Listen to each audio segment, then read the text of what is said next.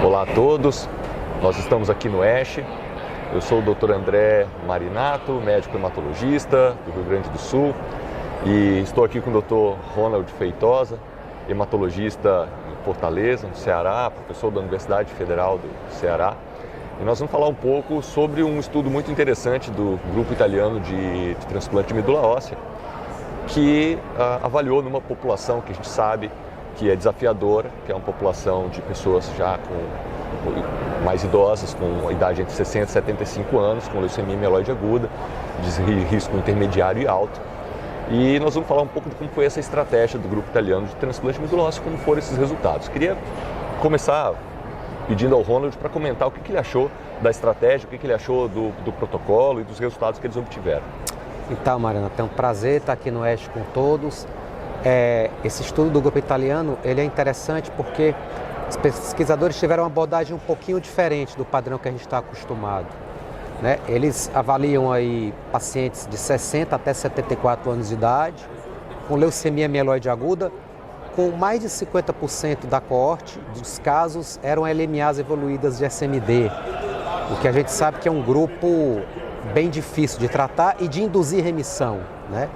E esse estudo ele é interessante porque eles partem de 100 casos com LMA, de risco intermediário a alto, e o grande objetivo é atingir remissão completa para levar como uma ponte para o transplante de medula.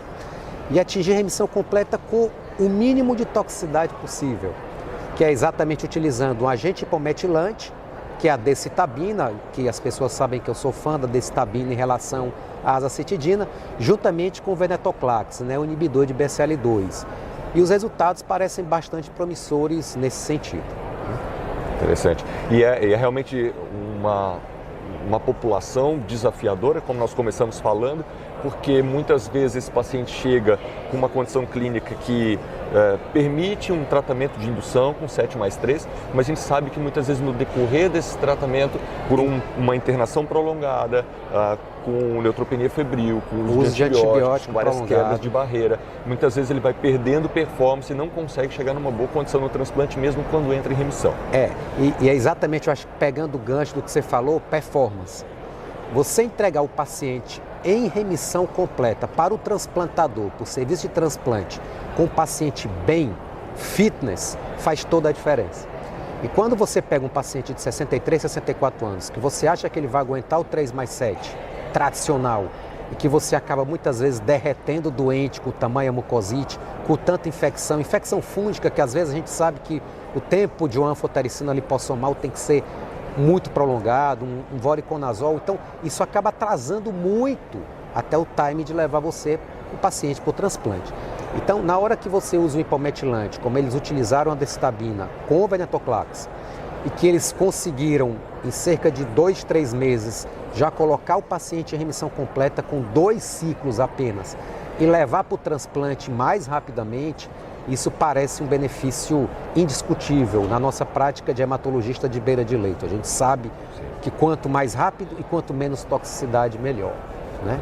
Isso é uma coisa importante. E além dessa vantagem de conseguir colocar o paciente em remissão com uma terapia menos tóxica, a gente pôde observar que a terapia foi bastante eficiente num tempo curto, né? Uma grande parte dos pacientes conseguiu atingir remissão com apenas 2 ciclos da terapia, sendo que apenas o primeiro foi em regime de internação e o segundo ambulatorial. E aí essa é uma outra vantagem, se você parar para analisar, né? Não internar o doente é não modificar a flora dele, né? Então, no protocolo desse grupo italiano, o plano era fazer decitabina e venetoclax 2 ciclos, tentar colocar em remissão. Se não conseguisse, mais 2 ciclos de venetoclax com decitabina para colocar em remissão. E eles conseguiram, né? Cerca de 70%, 67% dos pacientes entraram em remissão completa, juntando os 4 ciclos, e só os primeiros 2 ciclos, eu acho que foi mais de 50% dos casos já em remissão. E isso é importante porque, como você falou, o primeiro ciclo foi internado por causa do protocolo, mas a gente sabe que na experiência da gente, às vezes a gente consegue fazer sim, sem internar o paciente em nenhum ciclo, com agente hipometilante e o venetoclax. A gente sabe que isso é possível, né? Inclusive para pacientes acima de 70 anos, o que é mais interessante, né? Sim. Porque aí ele leva pacientes de 60 até 75 ou 74 anos.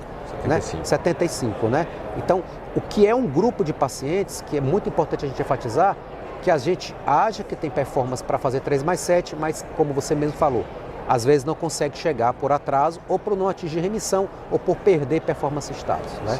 Isso aí também é muito importante, né? Um outro ponto relevante desse estudo é que nós estamos lidando exclusivamente com pacientes que, além de idosos, têm uma classificação de risco intermediário e alto. Isso. Por isso a indicação de transplante em primeira linha, mas daí vem uma análise interessante de como essa terapia foi efetiva para esse grupo de pacientes que foi classificado pelo Leuquimia.net, né?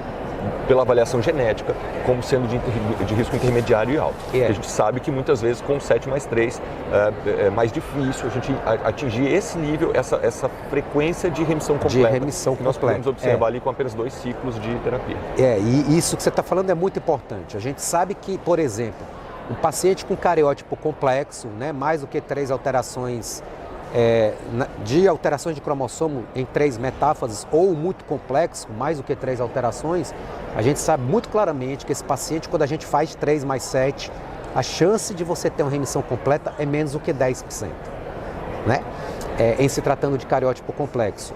Imagine então um perfil molecular, como uma mutação do SXL1, uma mutação do RUNX1, a coisa ainda é mais difícil de se atingir remissão completa. Então, aí é a grande sacada dessa mudança que a gente está vivendo na hematologia, que eu acho que você, como na sua época de residência, assim como eu, a gente sofria muito com 3+7 e ficava na ansiedade de ver a remissão.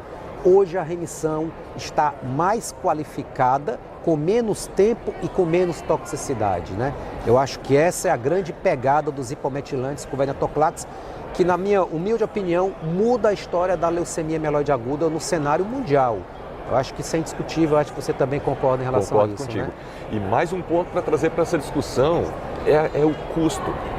Porque nós sabemos o quanto custa um paciente internado para um protocolo de quimioterapia com altas doses, as consequências que vão ser o risco de infecção, neutropenia febril, transfusões e todas as outras complicações que podem advir dessa internação prolongada e o custo dessa internação prolongada.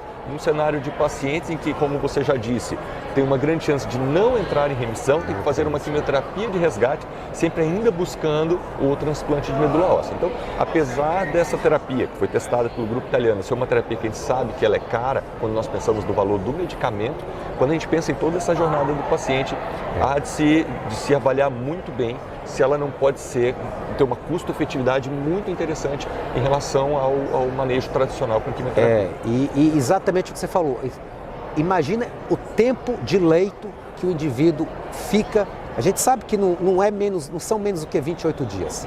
Exato. Às vezes se estende até 45 dias, você não atinge remissão, e aí você parte para a segunda consolidação, uma segunda indução com 3+7, uma reindução.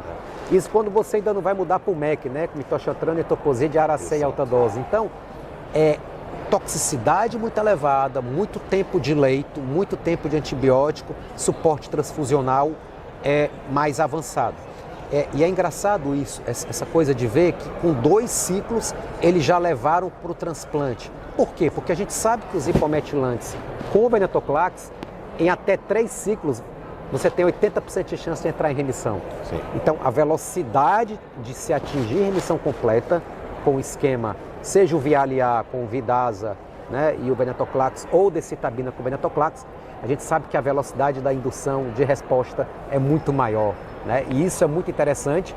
Inclusive, a gente sabe que alguns centros do Brasil, em alguns convênios, já deixam liberados 3 ciclos do hipometilante com o venetoclax, e aí depois que cobra a remissão. Porque se com 3 ciclos com hipometilante e o venetoclax você não atinge remissão, a tua chance de atingir remissão é muito pequena depois disso. Então, a grande maioria das remissões ocorre em 1, 2 ou 3 ciclos, e isso é demonstrado com o estudo desse grupo italiano com decitabina e venetoclax, né? Agora, como trazer isso para a nossa prática clínica, né? Eu acho que, em primeiro lugar, eu penso que essa jornada tem que estar muito bem pensada antes do paciente chegar. Então, como é que nós vamos classificar esse paciente como risco intermediário e alto? A gente tem que ter acesso aos exames qualificados, apropriados para esse tipo de diagnóstico.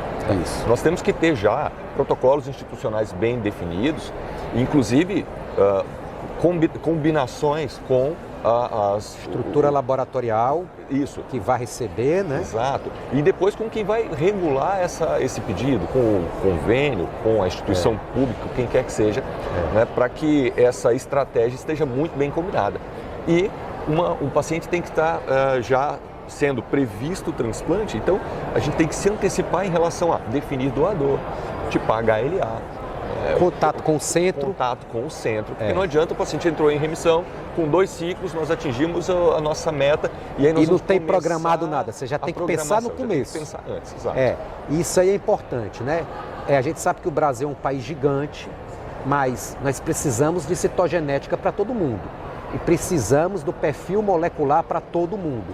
Isso é fundamental, porque se você não tiver a citogenética e um painel mieloide mínimo de 15, 16, 25 genes, você não vai conseguir definir o prognóstico desse paciente. Nós não vamos achar esse paciente. Nós vamos encontrar. Candidato. Exatamente. Então, é muito importante que você tenha todo esse elemento preparado, a ponte com o laboratório, a ponte com o transplante, com o serviço de transplante, porque aí é o time que o paciente ganha e a chance de cura dele aumenta significativamente. Isso aí. Bom, gostei muito da discussão. Acho que é desses assuntos que a gente vem aqui no ASH, vê, debate e leva para casa realmente como algo para pôr em prática, né? E espero que tenham gostado da discussão também. Foi um prazer, Marinato, e espero que todos possam avaliar essa nossa discussão com muita seriedade, porque tem muito o que se fazer pelas LMAs e a nossa história está mudando muito radicalmente. Obrigado. Obrigado.